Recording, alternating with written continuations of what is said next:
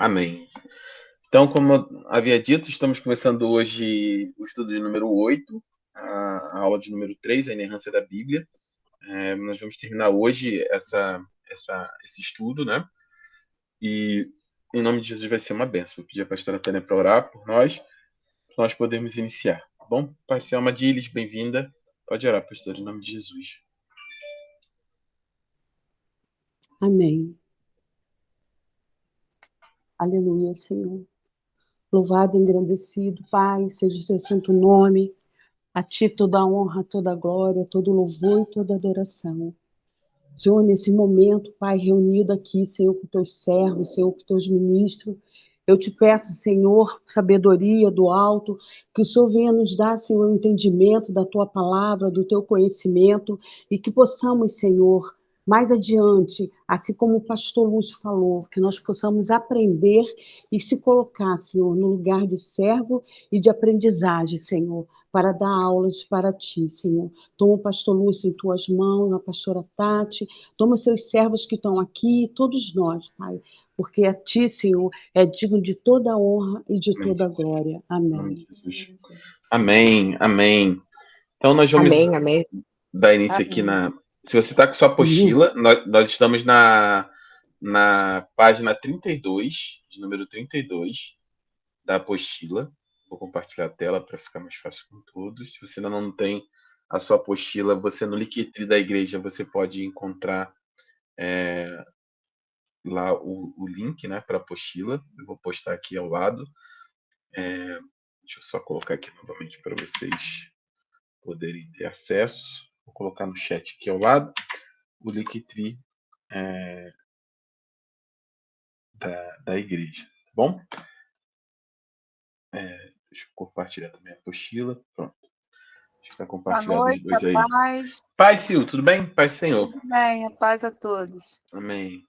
E aí, tá aí, já coloquei o link para o Linktree da igreja, né? Onde você vai ter lá todos os nossos links, você pode acessar todas as nossas mídias, né?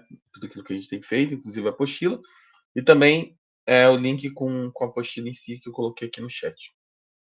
Então, hoje nós vamos falar, né?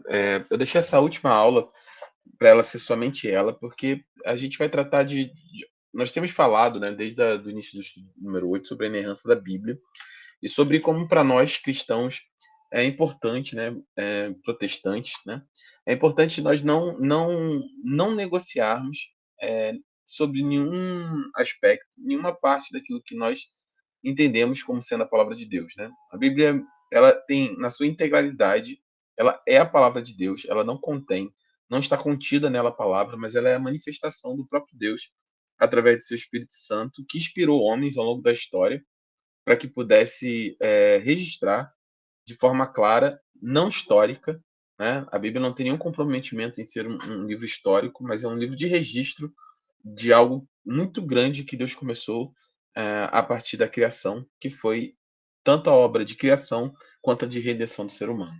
Então, ali, nós temos falado já ao longo dos últimos estudos sobre como Deus se revela através da própria criação, e a gente chama isso lá atrás, a gente chama de revelação geral, né? Teologicamente, a gente chama de revelação geral de Deus.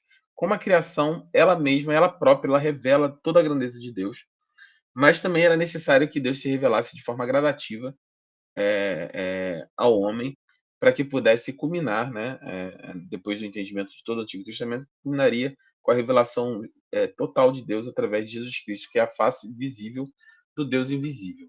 Então, toda a palavra de Deus, toda a Bíblia, ela é a palavra de Deus, e nela está contido aquilo que Deus decidiu no seu coração, no alto da sua sabedoria e ciência, registrar o homem.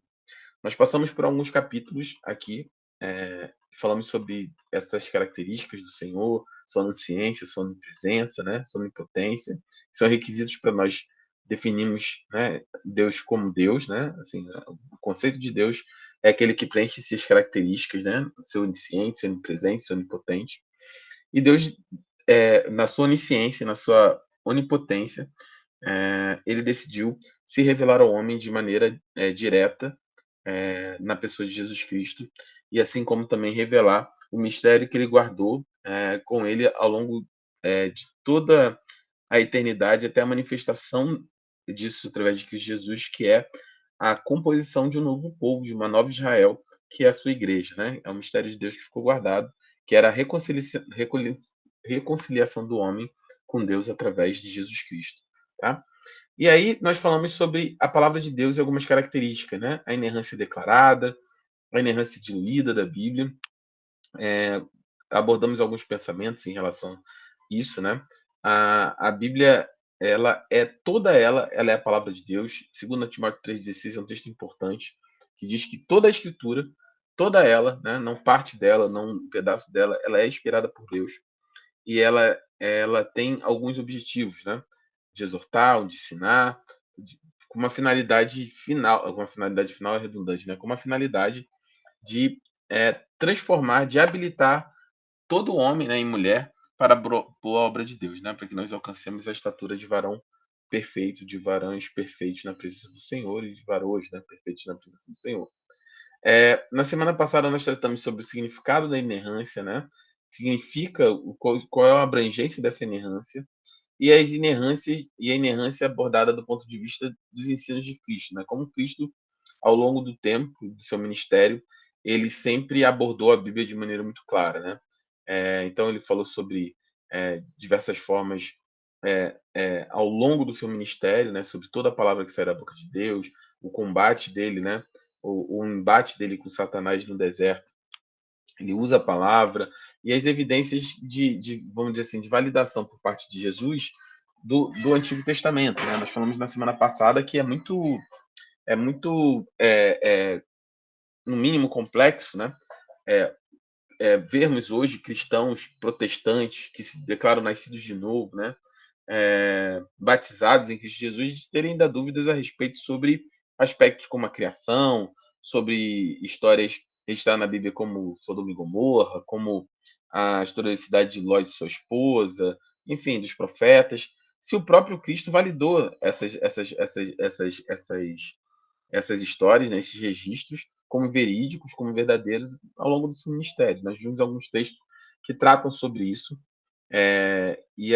nós terminamos, né, na semana passada, falando sobre essas evidências. A gente passou por vários textos, Mateus 22, de 41 a 46, e aí paramos na última, né, no último item que nós iríamos tratar, que seriam as chamadas passagens problemáticas, né?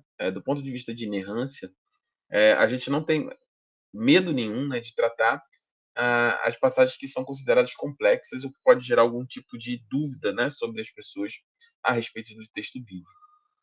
De maneira clara, né, a gente não tem nenhuma dificuldade de passar por temas ou por assuntos que aparentemente são mais complexos ou têm alguma dificuldade em relação aos textos bíblicos, mas que na verdade só precisa de uma observação mais aprofundada, mais próxima daquilo que está escrito no texto. Então é a partir daqui que nós começamos, e aí a gente vai ver uma série de pequenos itens, né, de pequenos fragmentos que podem ter algum tipo de dificuldade na hora da sua leitura, mas que na verdade é só a gente fazer ter um entendimento mais claro sobre aquilo que está falando, que a gente vai ver que a Bíblia, de maneira alguma, ela possui um registro equivocado, né? A gente vai começar a partir do item D e você vai encontrar esse item na página 32 da sua apostila. Então vamos lá, passagens problemáticas. Eu vou pedir que alguém ajude aí para que a gente possa começar a leitura da nossa apostila. Vou começar então, pastor. Boa noite a todos, meus irmãos queridos. A Bíblia tem algumas dificuldades. Elas, na verdade, não constituem erros, mas aparentes discrepâncias que são solucionadas quando analisadas com cuidado. Também lembramos que cremos na inspiração da mesma forma que cremos na divindade, pela fé. Mesmo quando os homens tentam provar que Deus não existe, nossa fé fica inabalada. Do mesmo modo, diante de dificuldades na Bíblia, nossa fé mantém nosso conceito sobre a inerrância, pois cremos que as Escrituras nos foram dadas por Deus. Segundo Amém. Timóteo 3,16, segundo Pedro 1,21. Isso. Por que é importante a questão da gente tratar de maneira frontal as dificuldades, né? Porque, na verdade, elas normalmente são atacadas, né, ou são apontadas como erros bíblicos, né, algum tipo de erro, mas, na verdade, são aparentes, são discrepâncias que são solucionadas quando a gente analisa de maneira mais detalhada o texto, né? Mas um ponto importante que nunca nós podemos perder de vista, a gente tem falado isso ao longo de toda a escola de discípulo, é que a base da fé cristã é a fé, obviamente, né, em Deus e sua palavra, né? Lembra dos solas, nós falamos sola fide, sola escritura, solos Cristo. A nossa fé, né, em Deus e sua palavra é o pilar daquilo que nós cremos, né? E qual é a definição de fé? Qual é a definição de fé? Definição de fé é confiança em Deus, né, em sua palavra. Quando nós confiamos em Deus e sua palavra, nós temos fé em Deus e, obviamente, fé na sua palavra. Assim como nós cremos, mesmo diante de todas as circunstâncias que possam parecer, de certa forma, contrária àquilo que nós cremos a respeito de Deus, a nossa fé, quando ela está firmada no Senhor, ela permanece na palavra, da mesma maneira na sua palavra. Diante das circunstâncias, diante de uma aparente discrepância, nós cremos que a palavra de Deus ela é fiel àquilo que Deus revelou a nós. Ela foi dada por Deus e, como Deus não erra, não possui também erro na sua palavra. E a gente vai começar a olhar alguns textos para que tenham dimensão daquilo que nós estamos falando. Mas esses dois textos, 2 Timóteo 3,16 e 2 Pedro 2,20, 1,21, eles são importantíssimos para a base da nossa fé, né? Nós precisamos ter isso muito claro, né, no nosso coração e na nossa mente, de que a palavra de Deus ela é inegociável em todos os aspectos, né? Quando Pedro trata sobre isso, né? Quando Paulo fala sobre isso, sobre a inspiração da Bíblia, e Pedro fala sobre essa inspiração também baseada no fato de que nenhuma profecia, né, foi produzida, segundo Pedro 1,21, que nenhuma profecia foi produzida da parte de homens, mas foi inspirada por Deus, né, pelo Espírito Santo, a homens santos, né? Isso é muito forte a respeito disso. Mas vamos avançar na leitura da apostila, que a gente vai entender melhor o que a gente está falando em relação a isso. Vamos lá. As duas narrativas da criação, entre aspas. Enquanto É, Gênesis 1, 11, 12 diz que as plantas foram criadas no terceiro dia, Gênesis 2,5 dá a entender que não havia plantas antes da criação do homem, o que só ocorreu no sexto dia. Na verdade, Gênesis 2,5 não fala de todo tipo de planta, mas das que precisam ser lavradas ou cultivadas pelo homem, de modo que Gênesis 2,5 é um complemento do que foi dito em Gênesis 1, 11 e 12. Do mesmo modo, foi dito em Gênesis 1, 27, que Deus criou homem e mulher, cujos eventos depois foram detalhados no relato de Gênesis 2, 18, 23. isso. Eu vou pedir que vocês fiquem com a Bíblia aberta hoje. A gente vai ler algumas passagens. Vamos em Gênesis capítulo 1, versículo 11 ao 12, depois Gênesis 2:5, por favor. E outra pessoa abre em Gênesis 1, 27, depois Gênesis 2, 18 a 23. Por favor. Gênesis 1, 11 a 12. E 11 a depois 12. 2:5. E outra pessoa, por favor, diz aí se você for ler, para eu saber quem é você, Gênesis de 1, 27 e de 2, capítulo 2, do versículo 18 ao 23. Então, Eu, pastor. Amém. Tá. Então a Nádia vai ler e depois a pastora Tânia vai ler. Tá bom, pode se então, prosseguir. 11 e 12. Uhum. Então disse Deus: cubra-se a terra de vegetação, plantas que deem sementes e árvores, cujos frutos produzam sementes de acordo com as suas espécies. E assim foi. A terra fez brotar a vegetação, plantas que dão sementes de acordo com as suas espécies, e árvores cujos frutos produzem sementes de acordo com as suas espécies.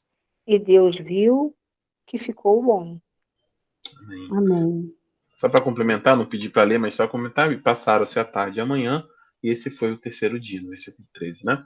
Então, esse é o terceiro dia da criação. Vamos para Gênesis 2:5 agora? 2:5? Deixa a Nádia ler o 2:5. Tá. Aí você abre, mãe, por favor, você abre na Gênesis 1:27, depois você vai ler o 2, de 18 a 23. 1:27, né? Isso. Lê Gênesis 2:5, por favor, Nádia. Ainda não tinha brotado nenhum arbusto no campo, e nenhuma planta havia germinado, porque o Senhor Deus ainda não tinha feito chover sobre a terra, e também não havia homem para cultivar solo. Do solo. Então, Amém. aqui esse registro é um registro muito importante sobre dois aspectos, tá? O primeiro é porque ele parece, aparentemente, você tem um conflito aqui, né? Entre Gênesis 1, de 11, 12 e 13, né? No caso, né? Que eu li o versículo 13, que é o registro do terceiro dia da criação, onde Deus faz, no terceiro dia, cria, né, todas as plantas. E aí, mais à frente, em Gênesis 2:5, a Bíblia, a gente acaba de ler aqui, que fala que ainda não tinha brotado nenhum arbusto no campo, nenhuma planta havia germinado. E aí explica o porquê. Porque ainda não tinha visto chover sobre a terra, também não havia homem para cultivar o solo. Então, o que o texto está trazendo para nós é que não são duas narrativas sobre a criação das plantas, né? Mas o que está dizendo é que no terceiro dia, foram criadas todas as plantas, e em Gênesis 2:5, que está registrado, as plantas que haviam necessidade, os arbustos ou plantas que haviam necessidade de serem cultivadas pelo homem, né? Aquelas que havia necessidade da preparação do solo, da semeadura, como fosse a agricultura, né? Que havia necessidade do tratamento do solo para elas poderem germinar e crescer, enfim, produzirem. No primeiro, plantas, vamos dizer assim, a natureza, a vegetação de forma geral, e em Gênesis 2:5, aquele que estava registrado aqui era a relação a lavrados. Então, é só um pequeno exemplo do que a gente está falando, de que se você ler Gênesis 1, 11, 12 e ler Gênesis 2:5, pode ficar, poxa, a Bíblia está se contradizendo, diz que aqui criou e que aqui ainda não nasceu. Mas não é, são coisas diferentes. Com a leitura do texto, você vai entender aquilo que está sendo falado, né? Da mesma forma, né, esse texto é muito lindo. Eu gosto muito desse texto de Gênesis 2:5, porque o que te chama atenção? Vamos fazer uma aula um pouco mais dinâmica hoje. O que te chama atenção nesse texto de Gênesis 2:5? Eu já até preguei sobre isso, então se você talvez se lembre aí, ou não, né? Mas eu já preguei sobre esse texto. Mas o que te chama atenção aqui em relação a Gênesis 2:5?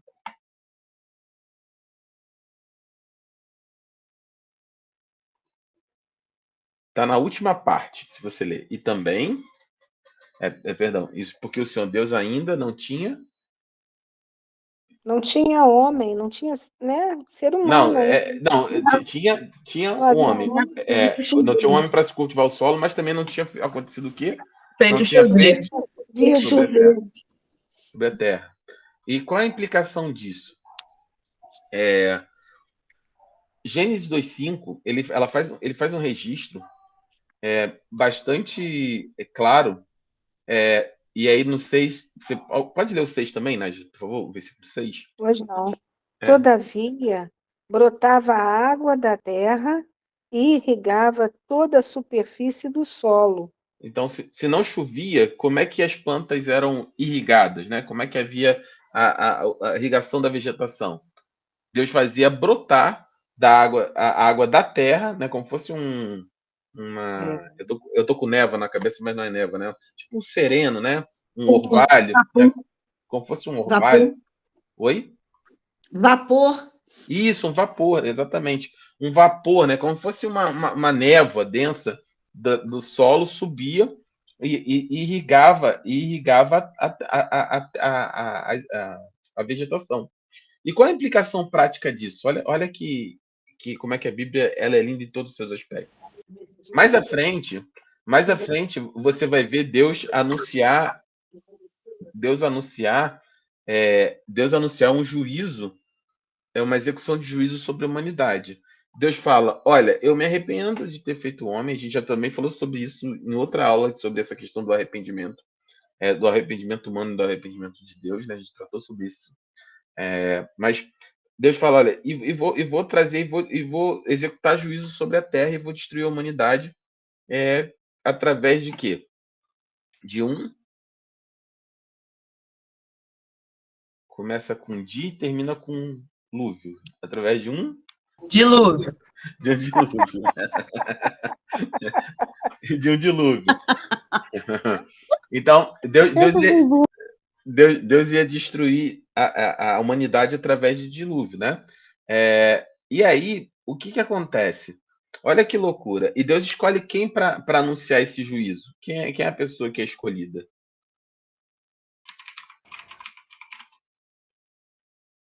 Noé. Noé. Noé. Não, Noé. Eu falei Moisés, é Noé. É ou Noé? Piada de tiozão no pavê, né?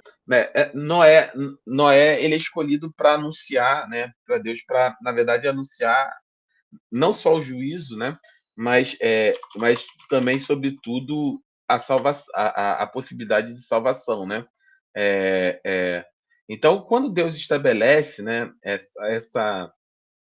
essa possibilidade, né, de salvação através da arca, o que acontece é que o próprio Noé ele começa a pregar sobre esse aspecto, de maneira que ele começa a construir a arca, as pessoas começam a vir. Só que pensa, olha que coisa louca para eles, ela naquela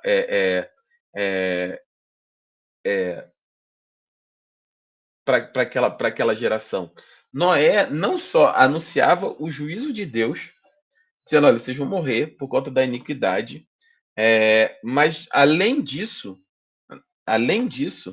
esse juízo vai vir através de algo que nunca tinha acontecido até então. Porque Gênesis 2:6 registra que nunca havia chovido, né? 5:6 diz que um orvalho, um vapor, brotava, saía da terra e regava todas as plantas. Então, o que Noé estava falando era: olha, algo que nunca aconteceu, além de Deus executar um juízo, vai ser através de algo que nunca tinha acontecido. Vai ser através de chuva. Os céus vão se abrir e vai cair água do céu. E essa água vai inundar a terra e vai matar aqueles que não crerem naquilo que Deus está falando e não entrarem na salvação que Deus estabeleceu, que é a porta da arca que eu estou construindo. É muito difícil, né, para aquela geração ouvir tudo isso e ouvir que isso viria através de algo que nunca havia acontecido. E aí eu já preguei sobre isso, que ele era louco, exatamente, Lorena. E a Amadilista colocou aqui, foram quase 150 anos, Amadilista, não foi nem 100. E Noé, ele ficou aproximadamente, né, alguns teólogos defendem entre 130 e 150 anos pregando isso. Imagina o seguinte, talvez ali no primeiro mês, né, Deus falou com Yasmin, Deus falou com Nádia, Deus falou com Jorge, Deus falou com a Madília, sei lá. Falou: olha, vou destruir a humanidade, vai chover, e você tem que anunciar isso. E aí você foi lá e falou. E aí me saiu de casa: olha, gente, Deus falou que vai executar juízo, que vai acontecer isso, não sei o quê, e vai ser por chuva, e vocês têm que entrar na arca que eu vou começar a construir. E as pessoas, a maioria deve falar: Yasmin, para de bobeira, Deus vai executar juízo. Além disso, chover, nunca choveu. O que é chover? Nem existe chover, a terra que bota água aí para regar as plantas. E talvez até nos primeiros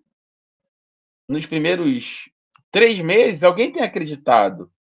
Lorena deve ter ouvido, Márcia deve ter ouvido, Lúcio deve ter ouvido, Tatiana deve ter ouvido, falou assim: ah, não, acho que talvez Yasmin é séria, né? Yasmin é a mulher de Deus, né? Acho que ela pode estar falando a verdade. Só que ele falou que ia chover. Passou 1 ano, nada. Passou 5 anos, nada. Passou 50 anos, nada. E Noé falando que ia chover. E tá Noé, corta a árvore, serra a árvore, lixa a árvore, prega a árvore, pega a tábua, passa betume, faz isso aqui. Ele tá construindo um barco no meio do nada, no meio de um campo. Não tem nem água, né? Nem na água, é num local seco. E sobe madeira, e tira madeira, e prega, e faz. E tá Noé falando, vai chover. E aí, com 60 anos, 70 anos, tá Noé falando que talvez. E as pessoas já deviam estar rindo dele. 140 anos, vamos assumir que ficou 150, 140 anos, ninguém acreditava mais no que o Noé ia falar. Já tinha Ah, Noé, para de brincadeira, já tem 140 anos que você tá falando e vai chover, tá igual um doido construindo um barco, sei lá, no meio do nada, gastando seu dinheiro, gastando seu tempo, gastando seus recursos. E Noé tá falando, não, mas Deus falou que vai chover, e se vocês não acreditarem, vocês podem entrar na arca, mas na hora que a arca fechar a porta não vai adiantar, vai morrer quem não estiver na arca. E ele falando. 145 anos, 147 anos, 149 anos. 149 anos, 11 meses, sei lá, e 29 dias, e 30 dias. 150 anos. A porta da arca se fecha, o dilúvio cai, e aquelas pessoas elas perdem a sua vida e a sua salvação. O que Noé avisou durante tanto tempo, um dia aconteceu. Ah, pastor, mas a gente está falando sobre textos bíblicos. Não, a gente está falando sobre a questão da. Eu estava falando na semana passada sobre a validação desses textos. E um dos textos mais profundos, né, da Bíblia é referente aos sermões proféticos de Jesus, aos sermões escatológicos. Escatologia é o estudo das últimas coisas, né? É o sermão de Mateus 24. Quando Jesus ele valida essa história, ele fala: olha, vou falar uma coisa, eu estou sendo muito simplista na minha palavra para que vocês entendam, né, contextualizando aqui. Fala, assim como nos dias de Noé, assim como nos dias lá de Noé, então Jesus valida a história de Noé. Fala assim como nos dias de Noé, as pessoas casavam-se e davam-se em casamento. Quer dizer, viviam as suas vidas. Não ouviam o que Deus estava dizendo, não ouviam os anúncios, não ouviam os avisos, não tinham temor no seu coração. Elas casavam-se, davam-se em casamento, construíam as suas vidas, viviam as suas vidas, como se absolutamente nada pudesse abalar elas ou fosse acontecer. Só que assim também vai ser a vinda do homem, do Filho do Homem. Assim como no dia de Noé, que ninguém acreditava, que ninguém dava ouvido, que todo mundo passou tanto tempo que as pessoas simplesmente desacreditavam, chamavam Noé de louco, eles vão chamar a gente de louco, eles vão chamar vocês de louco também.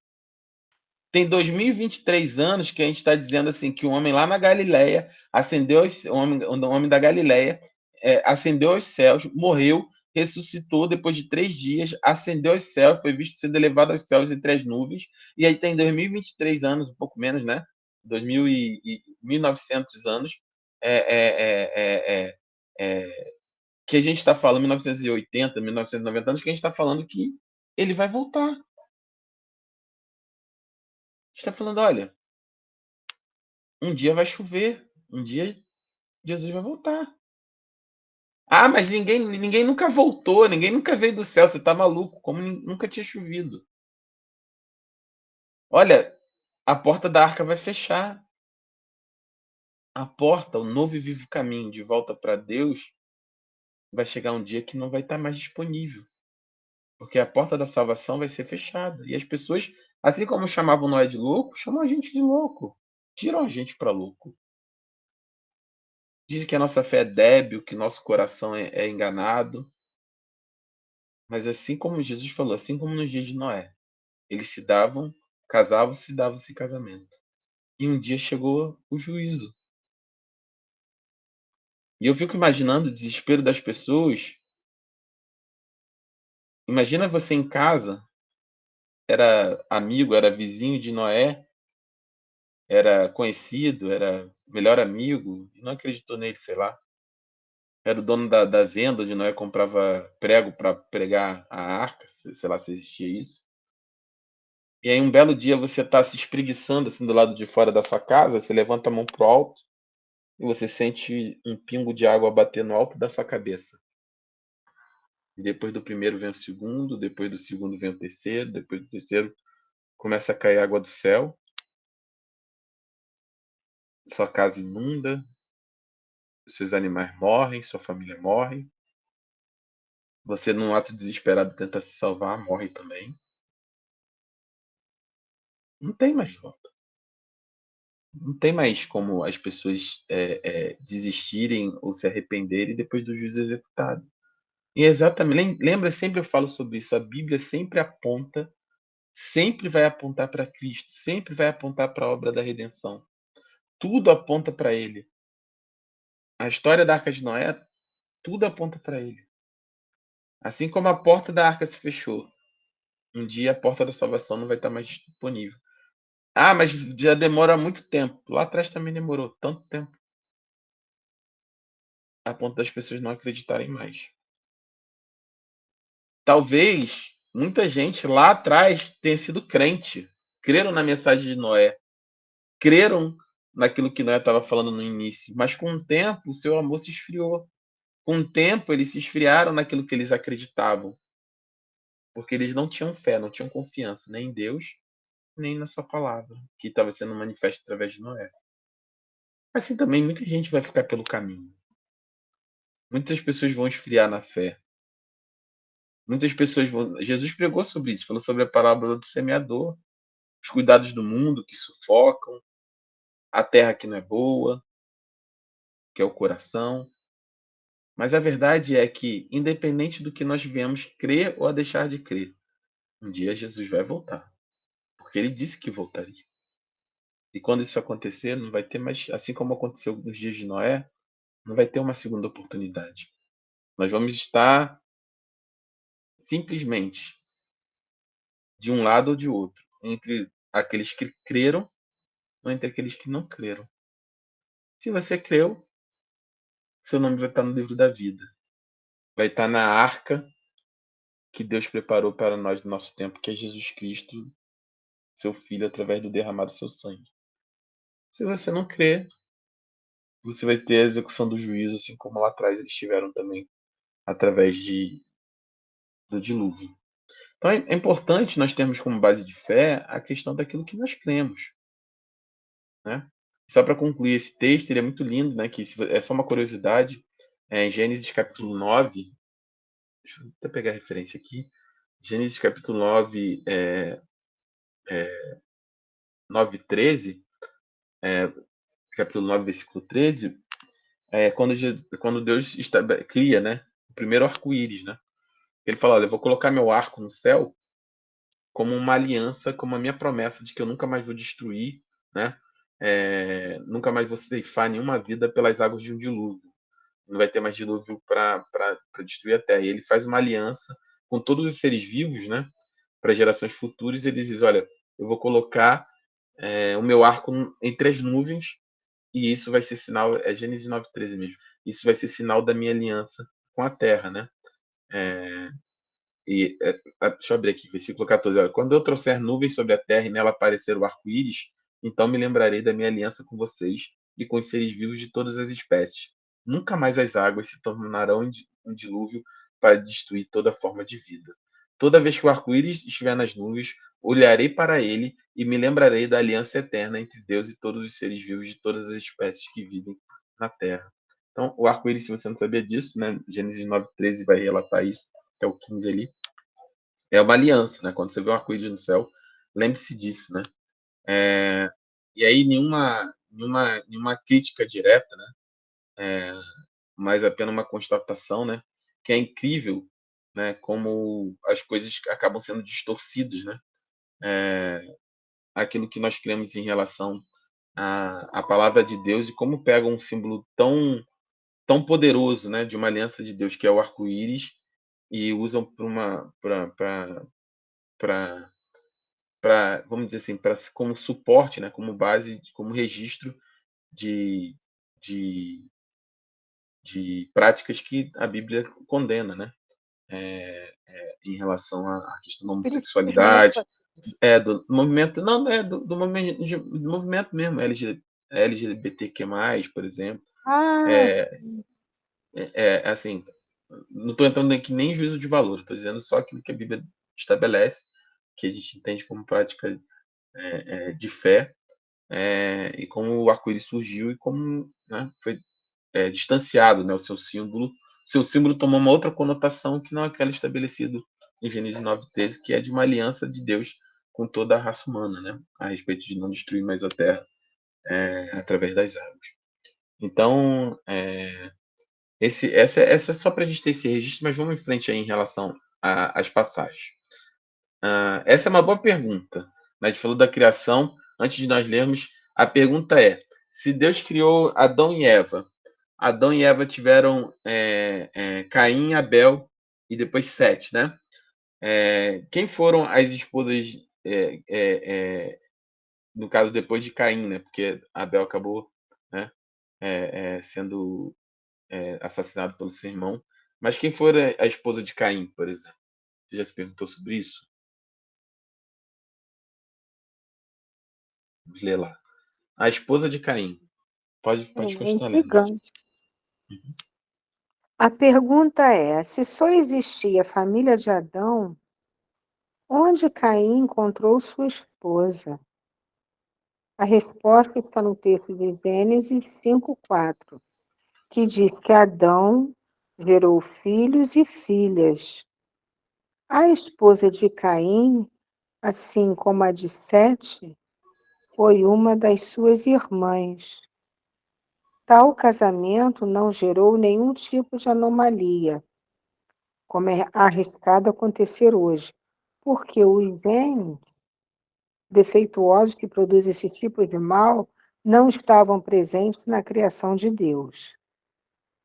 Antes de ficarmos chocados com isso, devemos lembrar que esse tipo de casamento voltou a acontecer depois do dilúvio entre os netos de Noé, quando o casamento de parentesco mais distante possível era entre primos. O próprio Abraão se casou com sua meia-irmã, Gênesis 20:12. Só mais adiante, Deus proibiu esse tipo de relação. Subgeração. Então, Levítico, né? Levítico 18:6. Levítico. Uhum. Então, a resposta é meio óbvia e simples, né? Mas ele casou com as suas irmãs, né? Da geração que foi gerada, assim como aconteceu com o pós-dilúvio ali, né? Com os netos de Noé. Então, Gênesis 5:4 fala: depois que gerou Sete, Adão viveu 800 anos e gerou filhos e filhas, né? Então, não é que Adão só gerou Caim, Abel e Sete, né? Ele gerou Sete, depois viveu mais 800 anos e gerou outros homens, outras mulheres, né? E viveu todos 930 anos e morreu, né? Lembrando que essa longevidade, né, em relação à raça humana, né, ela é limitada, né, quando Deus vê a questão de Sodoma e Gomorra, né, a respeito da multiplicação da maldade do ser humano. Então Deus vai lá e limita o tempo de vida, né, do homem em relação a essa quantidade de anos, né, que eles viviam, né? Se você quiser, depois a gente pode olhar esse texto.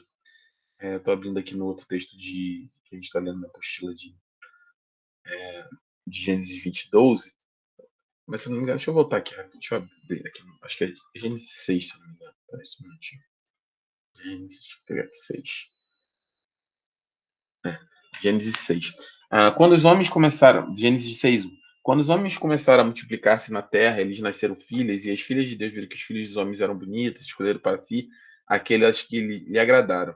Então disse o Senhor: por causa da perversidade do homem, meu espírito não contendará com ele para sempre, e ele só viverá 120 anos.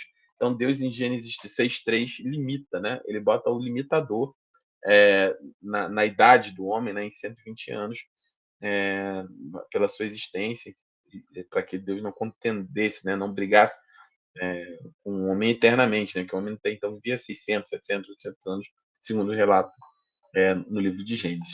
E aí, Gênesis 20:12, né? Que fala sobre o casamento de Abraão com sua meia-irmã, né? Ainda naquela época, ainda nesse processo, diz: olha, Abraão respondeu: eu disse a mim mesmo, certamente ninguém teme a Deus neste lugar, irão matar-me por causa da minha mulher. Além disso, na verdade, ela é minha irmã por parte de pai, mas não por parte de mãe, e veio a ser minha mulher. Sara e Abraão, né, eram meio irmãos por parte de pai. E aí Deus só vem a limitar, né, esse aspecto já mais à frente, em Levítico, no livro de Levítico, no seu capítulo 18, no versículo 6, que diz o seguinte: quando Deus começa a dar as leis morais, né, as leis de convivência, de culto a Deus, né? Dentro de várias práticas, né, em Gênesis 18, as práticas, Deus trata de práticas sexuais, né, de limitações de práticas sexuais. Deus estabelece ali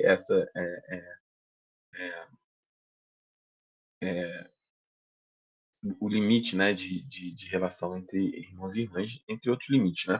Então, vou começar no 5 só para vocês entenderem no 4 para vocês entenderem quando digo: pratique as minhas ordenanças, obedeça os meus decretos, siga-nos, eu sou o Senhor, o Deus de vocês. Obedeça os meus decretos e ordenanças, pois o homem que as praticar viverá por eles, eu sou o Senhor. Versículo 6. Ninguém poderá se aproximar de uma parenta próxima para se envolver sexualmente com ela. Eu sou o Senhor, né? E algumas instruções falam de irmão também. 7. Não desonre seu pai, envolvendo sexualmente com a sua mãe. Ela é sua mãe, não se envolva sexualmente com ela. Não se envolva sexualmente com a mulher do seu pai, se desonraria seu pai. Não se envolva sexualmente, versículo 9, com a sua irmã, filha de seu pai ou de sua mãe, tenha ela nascido da mesma casa ou de outro lugar. Não se envolva sexualmente com a filha do seu filho ou com a filha da sua filha, isso desonraria você. Então Deus começa a dar uma série de instruções, né, do ponto de vista de sexuais, né? Então fala sobre uma série de condutas, né?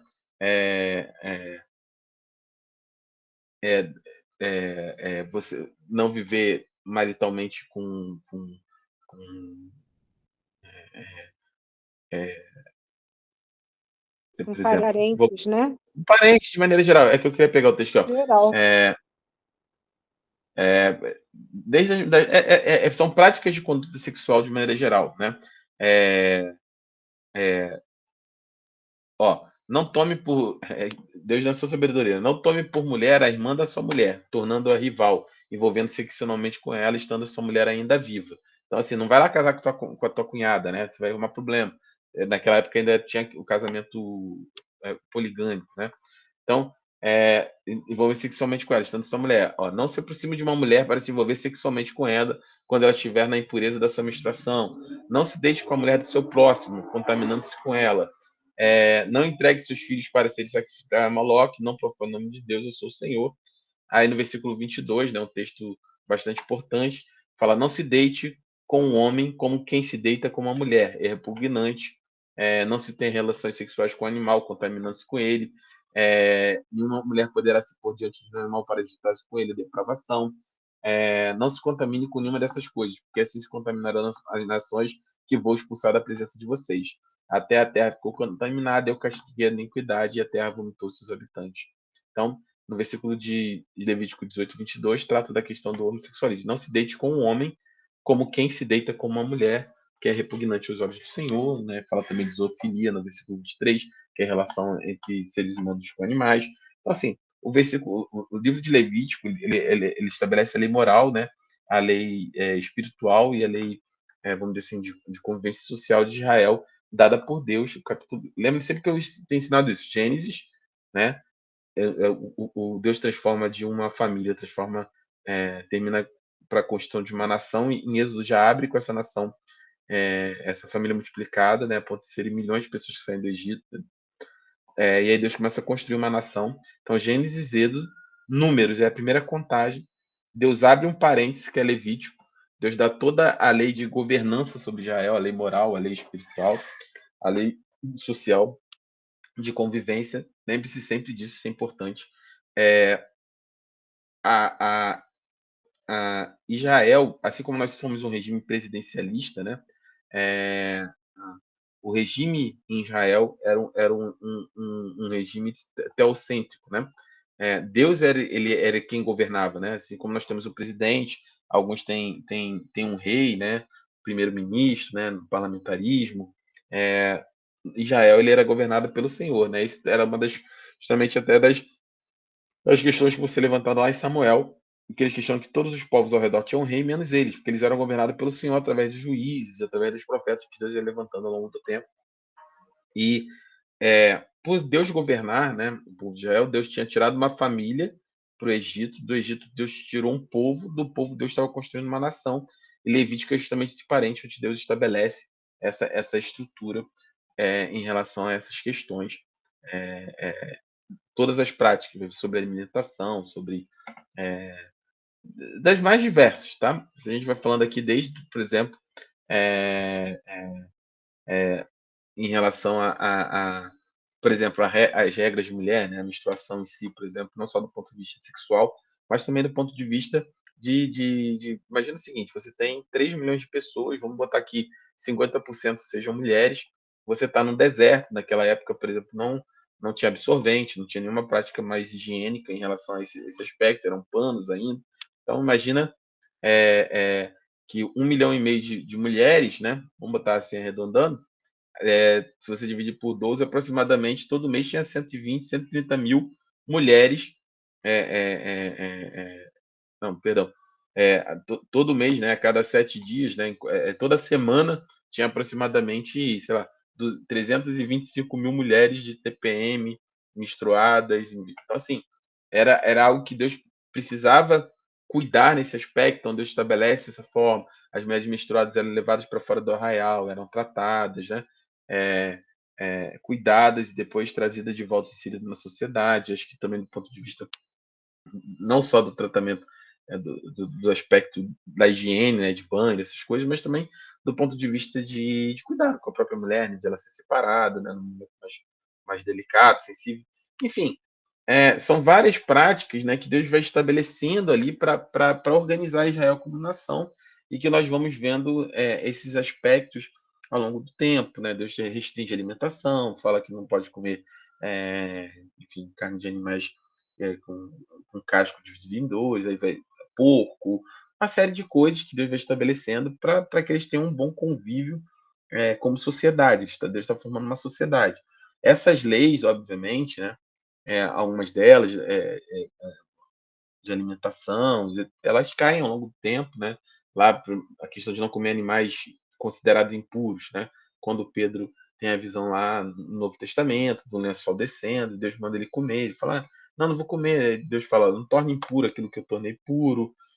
Então, assim, tem uma série de questões que vão sendo tratadas ao longo da história de Israel e ao longo do Novo Testamento, que vão caminhando, né, para a solução de algumas dessas leis estabelecidas por Deus, diante da questão das leis de convivência lá.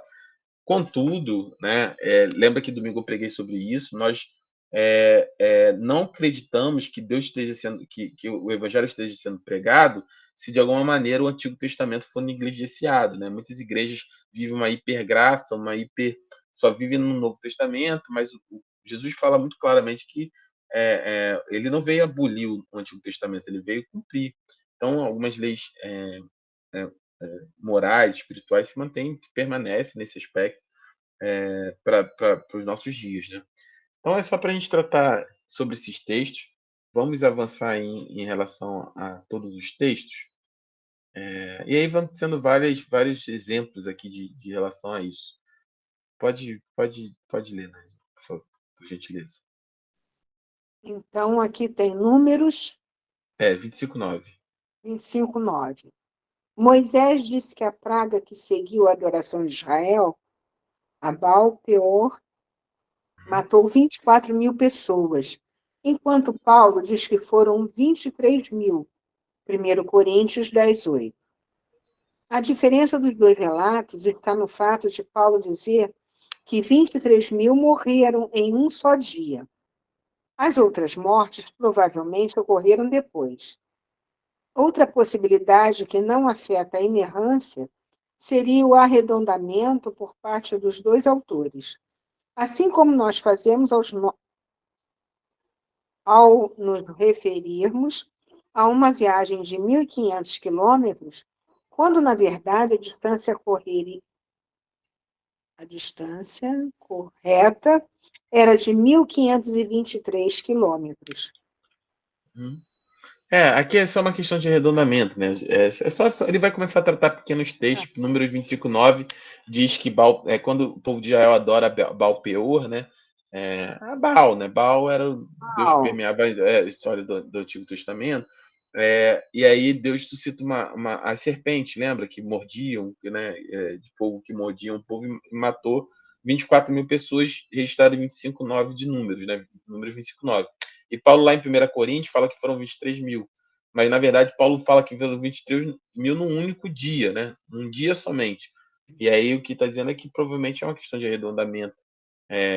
Como quem fala, fiz uma viagem de 1.000 quilômetros, mas na verdade era 1.523, né? É um arredondamento em relação a isso.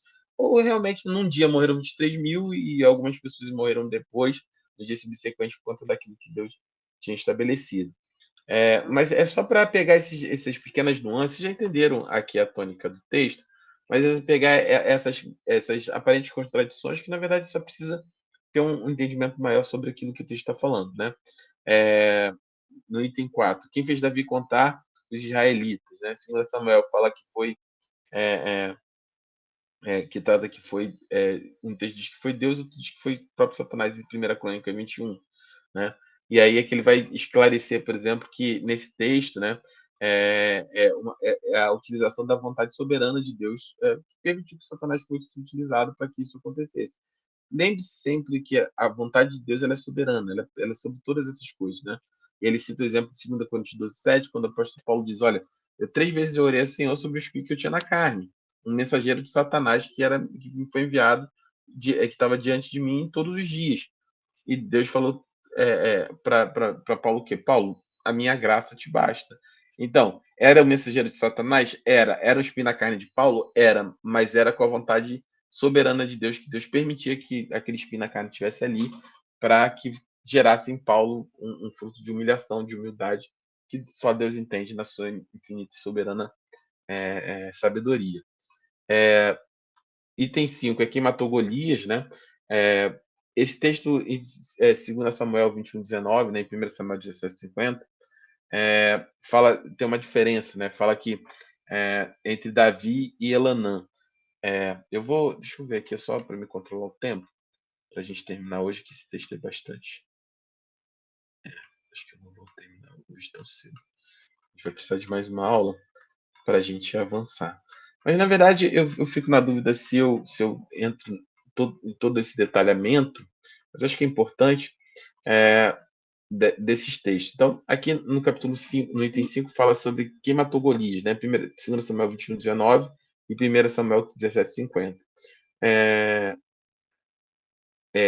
Nesse caso aqui, especificamente, ele trata do problema de cópia, né?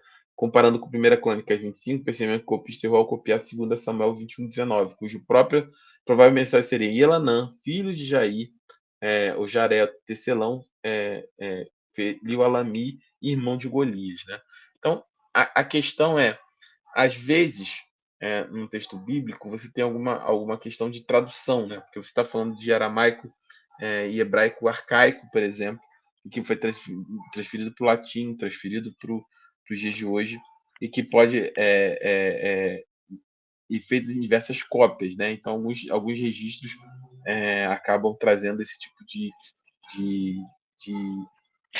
vamos dizer assim, de confusão a respeito do tipo de registro bíblico ali contido historicamente, mas sem afetar, de maneira geral, o contexto daquilo que está sendo feito. O que eu estou dizendo independente desse registro, que se era o irmão ou não de Golias, por exemplo, a questão era que Deus matou Golias, Deus usou, né, a Davi para matar Golias, e Golias tinha outros irmãos. A Bíblia fala em outros gigantes, né, que eram mais 6 ou 7 gigantes que eram irmãos de Golias, né, que eram também gigantes que foram mortos ao longo da história bíblica ali em relação a isso. E aí aqui, na verdade, sim, acho que vocês poderiam. Eu vou deixar em aberto para vocês darem uma olhada do texto do capítulo 5 e diante, ali para frente. E na próxima aula, eu vou deixar, se vocês tiverem alguma dúvida sobre o que está sendo tratado aqui, eu explico. Porque, na verdade, são mais questões técnicas, tipo, medidas é de 2 Crônica 4:2. Então, um fala que o diâmetro da bacia do mar de fundição era de 450 centímetros, e aí um fala da circunferência, era de 3,5, e aí ele diz assim, a circunferência de um círculo de diâmetro de 450 centímetros, mas sim 430, né?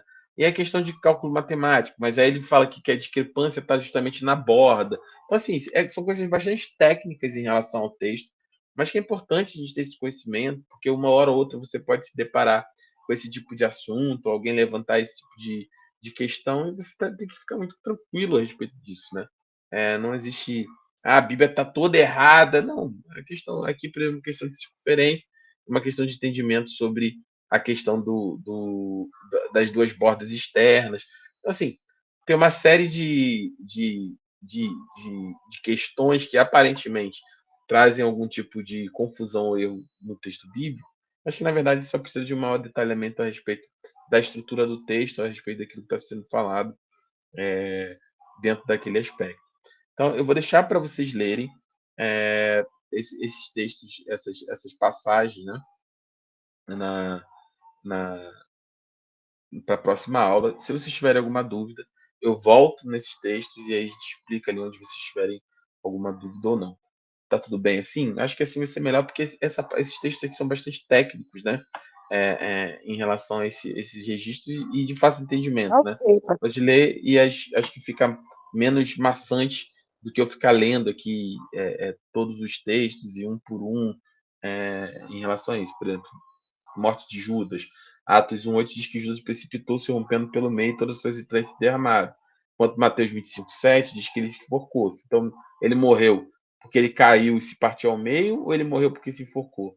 E aí, o relato é que os dois relatos se complementam. Judas tentou se enforcar devido a algum imprevisto com a ruptura da corda do lugar, ele caiu no lugar alto, causou os danos citados em Atos 1:8. Então, assim, tem questões aqui que você pode dar uma olhada, e aí qualquer dúvida que você tiver, na próxima aula nós tratamos. Bem? tudo Amém. bem. Bem?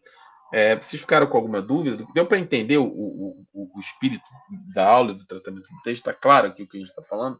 É só uma preparação, né?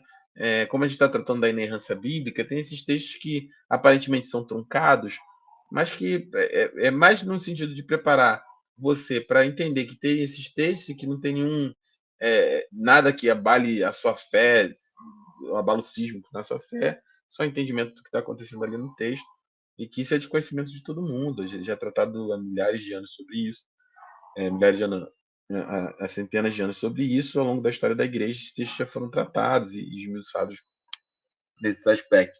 Mas pode ser que durante uma conversa ou outra, alguém pode levantar esse tipo de questionamento para você, e você fique meio que, sem saber o que falar, mas é só uma questão de conhecimento. Pode falar, Edmund. Pastor, você comentou nisso e eu achei interessante sobre essa questão de alguém levantar alguma dúvida e a gente saber falar e responder, né? Principalmente essa questão que eu realmente nunca tinha parado para pensar sobre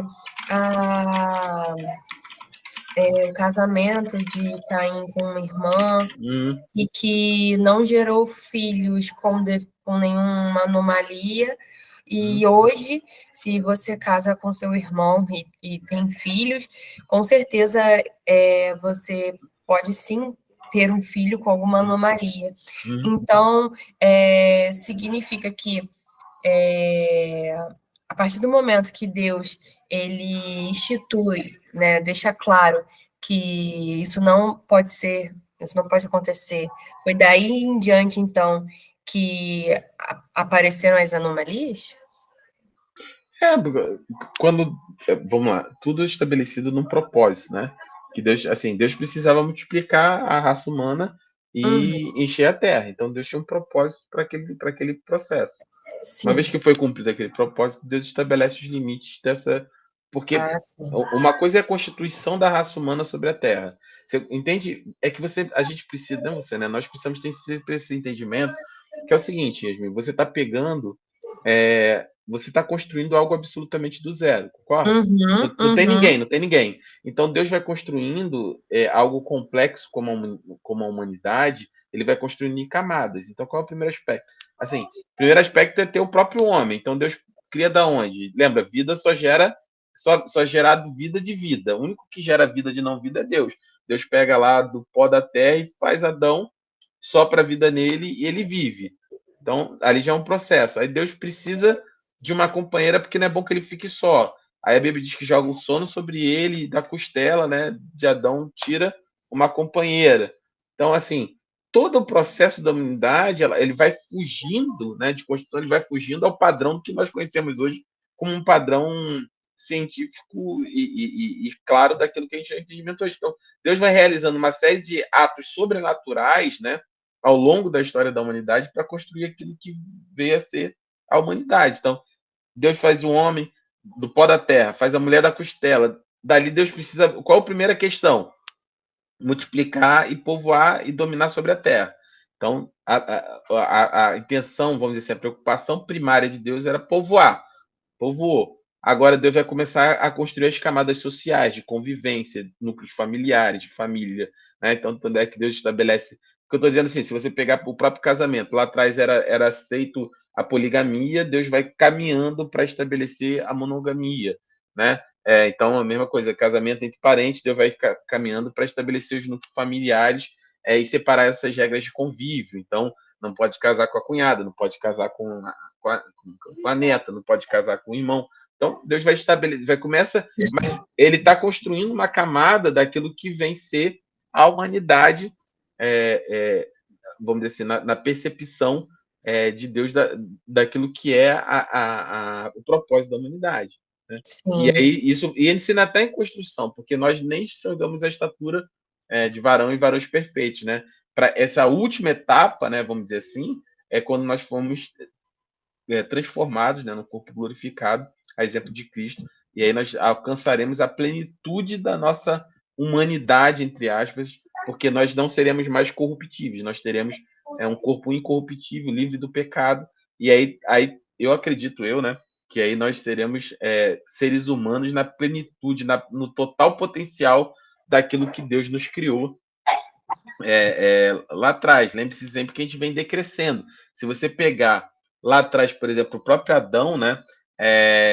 A Bíblia diz que o que acontecia no final da tarde? Deus vinha ter com Adão, Deus vinha conversar com Adão, não é isso? A Bíblia fala que o próprio Deus vinha conversar com Adão. Você vê que o pecado ele gera morte, o nome gera uma deterioração, né, em vários aspectos da humanidade, que ao longo da Bíblia você vai relatar, por exemplo, Moisés, Deus vai se apresentar a Moisés e Moisés não consegue nem ver a Deus. Deus precisa esconder ele, né? Esconder da face, né? Porque não suporta, o homem já não suporta mais a presença de Deus, enquanto lá atrás o primeiro homem conversava todo dia com Deus, entende o que eu estou falando? Sim. Então, assim, tem uma deterioração, e Deus está trabalhando justamente nessa restauração. Então, quando você tem essa construção de camadas, que tem inicialmente um homem e uma mulher, precisa povoar a terra, dali Deus construi um povo, uma família, e aí Deus vai estabelecendo uma série de camadas, né, para a construção daquilo que era a humanidade, a ponto também de ter que, vamos dizer assim, limite, né? Limitar coisas que inicialmente nunca nem foram permitidas, como lembro um texto ali, por exemplo, de zoofilia, né, de seres humanos com relações com animais, por exemplo. Então, Deus precisa intervir nisso justamente pela natureza caída do homem. Então, é meio que Deus botando ordem na casa e estruturando a humanidade e diferenciando, né, o povo de Deus dos outros povos, né, que estavam à mercê de suas próprias paixões. Né? Tá claro? Sim. Obrigada, pastor. Nada. Amém? Uma aula mais técnica, mas é importante, né? Eu separei um texto de 1 Pedro para vocês, né? Que fala sobre isso, que diz, é um texto até que Deus tem ministrado no meu coração, talvez eu traga uma mensagem na quinta-feira sobre isso, mas que fala justamente sobre essa questão, né? Em 1 Pedro 3,15, Pedro fala sobre isso, né? Antes santifique-se Cristo como Senhor no coração. e estejam sempre preparados para responder a qualquer que lhes pedir a razão da esperança que há em vocês. Então, é obrigação, né, de todo crente, nascido de novo, de todo cristão, estar preparado para responder a qualquer pessoa, a qualquer um que pedir a você e a mim a razão da nossa esperança, a razão da esperança que há em nós. Então, nós devemos estar aptos no conhecimento da palavra, no conhecimento da nossa fé, para justamente defendermos, né, para podermos responder a qualquer pessoa que tiver qualquer tipo de pergunta a respeito daquilo que nós cremos, né? Isso está registrado em 1 Pedro 3,15, esse texto, né, é a base do que nós chamamos de apologética, que é a defesa da fé cristã. As pessoas geram, né, quando você tem uma vida verdadeiramente cristã, né, cheia do Espírito Santo, quando você tem uma vida em Deus, gera curiosidade. Eu não estou nem falando assim, a gente às vezes caminha mais para o lado assim, do tipo assim, gera crítica. Eu não estou nem falando de crítica, assim, eu sei que tem críticas também, mas também tem muita gente que tem dúvidas legítimas, né, que são sinceras, são honestas. Fala assim, não, Amadilis, eu quero entender por que você crê assim, ou se por que você crê nisso, Adão e Eva, e não sei o quê, e criação. As pessoas, assim, tem aqueles que chegam simplesmente para criticar por criticar, às vezes até com o intuito de atacar, mas tem pessoas também que têm dúvidas legítimas, né, a respeito da nossa fé. Em 1 Pedro 3,15 fala sobre isso, que nós devemos estar aptos. Aptos. Por isso que é importante nós estudarmos a palavra, conhecermos da palavra, entendermos, para você poder, de maneira muito tranquila, muito calma, muito natural, explicar qual é o motivo da sua esperança. Por que você quer em Cristo? Por que você crê que um homem que viveu há 2.000 anos atrás vai voltar? Você precisa ter isso muito latente, né, no seu coração, muito latente na sua forma como você compartilha a sua fé, para que as pessoas não pensem que a nossa fé é tola, que a nossa fé é vã. Porque é isso que a maioria dos crentes passa. Desculpa, assim, a gente fala muito das pessoas, né, do mundo, daqueles que não são crentes, que atacam o evangelho, mas a verdade é que essas pessoas também são muito críticas a respeito do evangelho por conta dos próprios evangélicos, né? Nós criamos uma geração que não conhece aquilo que acredita, que não conhece aquilo que declaram, né? Declaram como papagaio, né? Ouvem e repetem, né? Mas não entendem, não conseguem defender, não se sustentam. Com um simples questionamento, não conseguem sustentar aquilo que acreditam, né? E aí se tornam agressivos. É muito mais fácil, desculpa a expressão, menos inteligente do ponto de vista daquilo que nós cremos em Deus. Aí a pessoa diz, fulano de tal é endemoniado, fulano de tal tá cheio, fica me atacando. Não, é mais fácil assumir essa postura que o fulano que está te questionando sobre a sua fé é endemoniado, está sendo usado, para você criar uma autodefesa para justificar a sua falta de compromisso com Deus e com a palavra dele, com aquilo que você crê, de você não saber simplesmente explicar o que você acredita, porque você não está pronto, porque você não se dedicou, porque você não conhece a palavra, porque as nossas igrejas cada vez mais têm ensino. Se você olhar, e eu vou terminar agora às 9h20 exatamente, mas se você olhar todo o movimento, vocês precisam entender o seguinte, vamos pegar aqui. Atos dos Apóstolos, né, vão lá, o derramado Espírito, inicia o período da igreja, né, da igreja é estabelecida. Expansão do reino, 1517, rompimento do protestantismo com a Igreja Católica Romana. Seguimos como uma igreja reformada, né? Seguimos como uma igreja reformada ao longo do tempo. No início de 1900, acho que 1920, 1900, acho que na Azusa Street, ao derramar do Espírito Santo, né? Na Azusa Street, ao derramar do Espírito Santo, e ali é retomado o pentecostalismo, quer dizer, o batismo com o Espírito Santo, a evidência de falar em línguas, né? É de 1900, procure sobre isso. Azusa Street, derramar na rua Azusa Street. E aí começa no movimento entre os negros americanos, o derramado do Espírito Santo, que alastra por toda a igreja, formando o pentecostalismo. Então você tem uma divisão clara entre as igrejas tradicionais e as igrejas pentecostais. E mais para frente, aqui na década de 60, na década de 70, surge uma nova classificação, que são os neopentecostais, as igrejas neopentecostais. Então você tem o que como pentecostais? Você tem as assembleias, você tem a Brasil para Cristo, você tem uma série de igrejas, né? formadas pentecostais, vamos dizer assim, originárias e neopentecostais. E aí surge o quê? As igrejas, surge a Igreja Universal, a Igreja Mundial da Fé, surgem essas igrejas já com a teologia da prosperidade. E qual é a característica desse movimento neopentecostal que dominou, de maneira geral, a religião protestante no Brasil? Né? Se você for ver o que mais é uma doutrina baseada na teologia da prosperidade, de uma fé inabalável e imbatível do ponto de vista que toda doença vem do diabo, o crente não fica doente, daquilo que você, se você está doente porque você não crê, etc., né, desse evangelho que a gente chama de triunfalista. E qual é a característica, por exemplo, dessas igrejas? E aí, mais uma vez, não atacando nenhuma igreja diretamente, mas só a título de constatação. Por exemplo, você não tem nessas igrejas escola bíblica dominical, por exemplo. Você não vai ver nenhum ministério de ensino nessas igrejas neopentecostais. Você tem culto, você tem lá a sexta-feira do amor, a terça-feira da libertação, a quinta-feira das 7 voltas ao redor da arca, os 490 passos. Você tem os cultos temáticos, mas você não tem um ministério consistente de ensino. E a escola bíblica, que eu digo assim, não a escola bíblica no formato tradicional, porque tem que ir domingo para a igreja para a escola bíblica, mas o ensino na igreja protestante ela é fundamental. Você já parou para se perguntar por que a escola bíblica se chama escola bíblica? É óbvio que ensina a Bíblia, mas lá atrás, se você for estudar o movimento ali protestante durante a abertura da Revolução Industrial, principalmente naquele período, as escolas bíblicas eram fundamentais. Você tinha um povo extremamente não alfabetizados, né, com um alto índice de analfabetismo no povo, e as escolas, o evangelho, o protestantismo, ele tem esse lado lindo, porque nós sempre, ao contrário do que as pessoas acreditam hoje, nós sempre fomos uma religião, uma crença, né, um movimento em Cristo de capacitação do ser humano, do ponto de vista intelectual. Porque nas escolas dominicais, as tias, né, como a Lorena, por exemplo, trabalhar na escola dominical, nesse processo, as cheias das escolas dominicais ensinavam as pessoas a ler. O cara chegava analfabeto ali, ele era ensinado, ele era alfabetizado, ele aprendia a ler a Bíblia, ele era instruído como ser humano, né, a ter uma desenvoltura no seu conhecimento, tanto da Bíblia quanto no crescimento intelectual, leitura, né, conhecimento, entendimento, sacerdócio universal do crente, conhecer a palavra, não depender de ninguém, não depender do clero.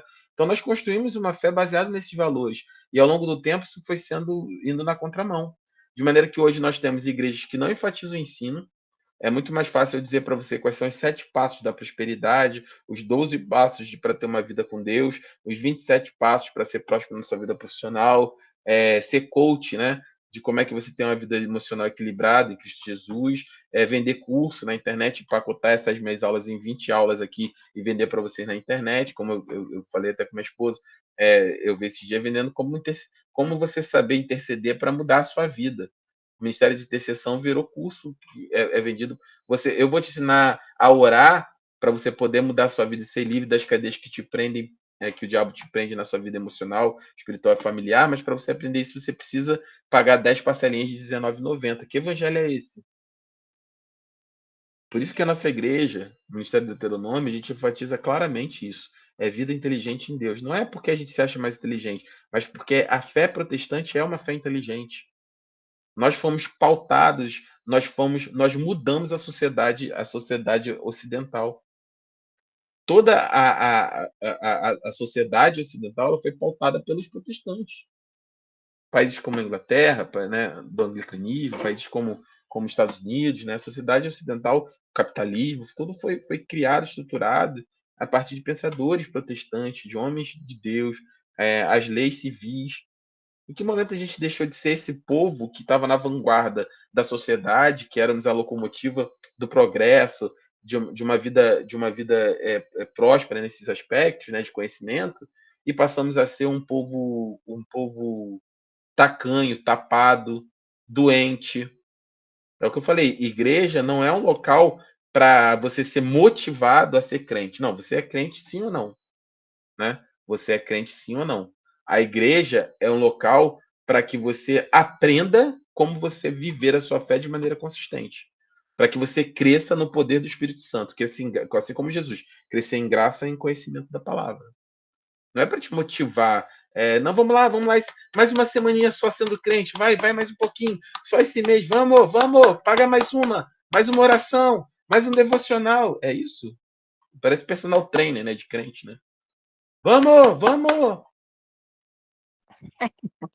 Um animador, né, pastor?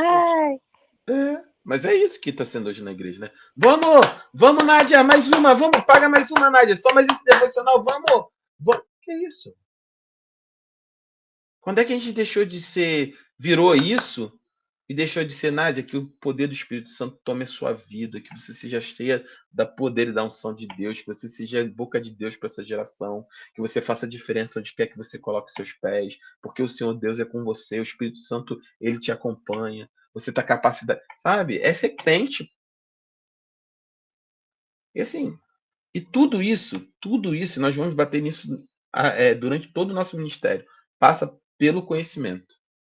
Pelo conhecimento. Você vai ser crente não pelo pastor, você vai ser crente não pela sua igreja, você vai ser crente não pelo louvor, você vai ser crente porque você é crente. Toda essa estrutura que a gente montou, tudo isso que a gente está construindo pode ruir daqui a 10 anos. Mas quando tudo isso ruir, o que vai sobrar no meio dos escombros é você de pé no poder do Espírito Santo, porque você não vai ser dependente de nenhum sistema religioso, de nenhum sistema episcopal, de nenhum homem, de nenhuma pessoa. Você vai ser crente.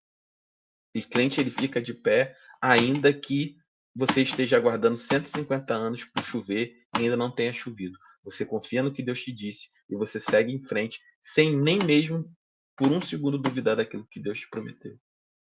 Esse é o papel de ser cristão. Amém, pastor. Amém. Vamos terminar a aula. Que seja uma bênção essa semana. Quinta-feira nós estamos no nosso culto. Eu acho que eu vou liberar amanhã ainda já a palavra que a gente vai ter no culto. Em nome de Jesus. Que Jesus abençoe vocês. Eu vou pedir para a diaconisa Fernanda orar por nós nessa noite. Nós encerramos essa aula. Amém? Amém. Senhor, meu Deus, queria te agradecer por mais essa aula, Senhor, por mais essa semana. Deus, que o Senhor abençoe cada um aqui presente, Deus, porque eu sei, Deus, quanto é difícil no meio da semana, da correria do dia a dia, a gente parar tudo que estamos fazendo, Senhor, mas todos estamos aqui, Senhor, querendo aprender mais de Ti, querendo, Senhor, enraizar e consolidar ainda mais a nossa fé. Que assim, Senhor, como meu irmão falou, que mesmo que tudo se acabe, que tudo se abale, a gente permaneça de fé. Porque a nossa fé, Senhor, ela será e já é consistente, Deus. Amém, Senhor, abençoe todos, Deus, uma noite de sono, uma noite de descanso, Pai. Uma semana abençoada, amém. Amém. Fiquem na paz. Amém. Quinta-feira estamos juntos, tá bom? Amém. Boa noite, meus irmãos. Paz, meus irmãos. Paz. Aleluia. Fiquem na paz, amém. A paz do Senhor para todos, amém.